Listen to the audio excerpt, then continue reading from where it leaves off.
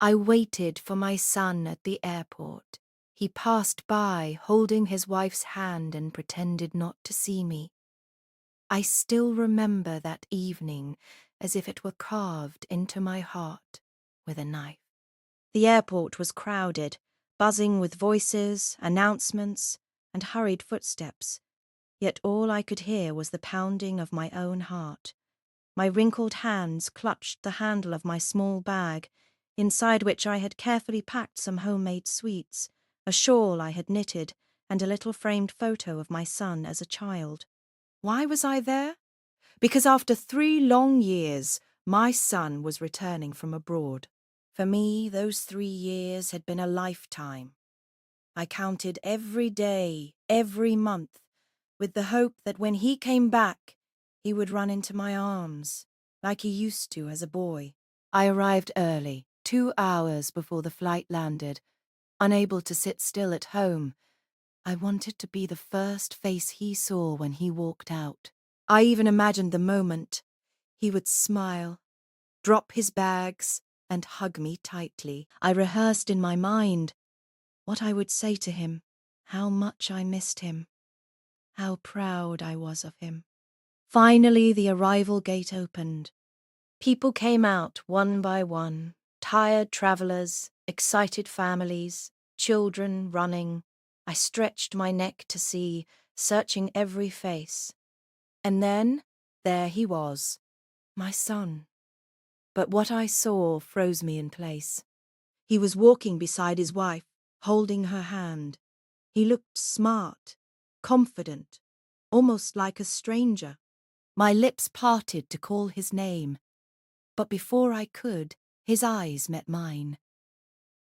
For a brief second, recognition flickered.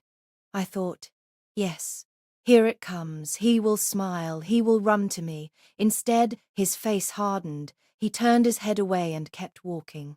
I stood there, trembling. Maybe he didn't see me, I told myself. But my heart knew the truth. He had seen me, and he had chosen not to stop. His wife whispered something in his ear. They both laughed lightly, as if I were invisible. I stretched out my hand, my voice cracking. Better! But the crowd swallowed my call. He passed by only a few feet away, but he might as well have been on another planet. I wanted to run after him, to tug his sleeve like I used to when he was a boy and beg, "Don't forget me." But my feet would not move. My knees felt heavy. My chest burned. The sweets in my bag suddenly felt meaningless.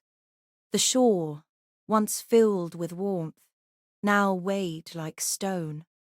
He disappeared into the crowd, leaving me standing there, an old mother abandoned in the middle of strangers. Do you know what hurts the most? It's not poverty, not hunger, not loneliness. It is the rejection of your own blood. It is the moment you realize that the child for whom you sacrificed your youth, your health, your dreams, now finds you embarrassing, inconvenient, or unworthy. I sat down on a bench at the airport. Tears rolled down silently. I did not want others to see me cry, so I pressed my sari against my face. People came and went, reuniting with their loved ones, while I sat as though I had no one in the world. My mind drifted back to his childhood. I remembered staying awake at night when he was sick, placing wet cloths on his burning forehead. I remembered sewing his school uniform, even though my eyesight was weak. I remembered eating leftover scraps just so he could have milk. I remembered how I walked barefoot to save money for his shoes. Every memory was like a dagger now. All I ever wanted was to see him happy. And yes, he was happy, but not with me. I waited for a long time, hoping he might come back, hoping he would suddenly remember me, run to me, say, "Ma, forgive me."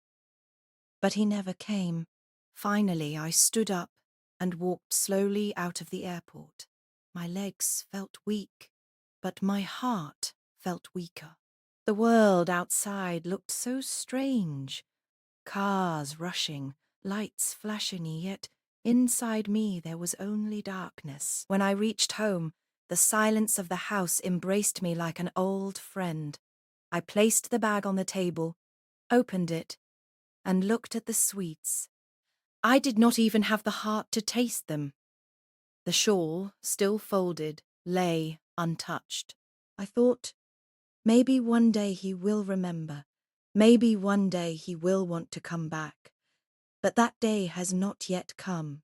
My dear children, I tell you this not to make you cry, but to teach you a lesson. Parents are not forever. They are not eternal shadows that will always wait at your door. They are fragile beings, growing older every day, longing only for a little love, a little respect. Never forget that the arms which once carried you will one day be too weak to lift themselves. The eyes that once searched for you in the crowd will one day close forever. If you have parents, do not let them stand alone like I did at that airport. Do not let them feel invisible. Call them, visit them, hug them, honor them, for the greatest tragedy is not that parents die. It is that they live long enough to see their children forget them. I waited for my son that day with a heart full of hope. I returned home with a heart full of silence. That silence has never left me, so I beg you, my children, remember your parents. Love them before it is too late.